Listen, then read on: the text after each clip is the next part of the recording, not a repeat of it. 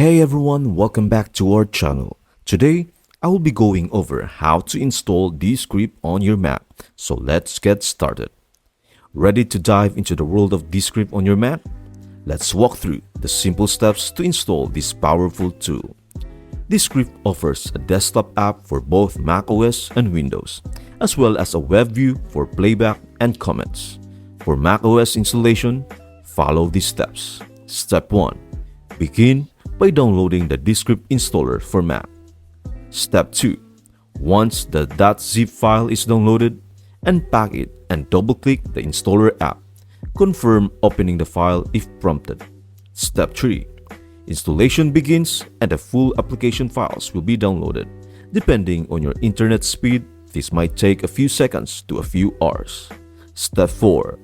Once the download is complete, sign in or create an account to unlock the magic of Descript. That's it. I hope this video helps you out and see you in the next video.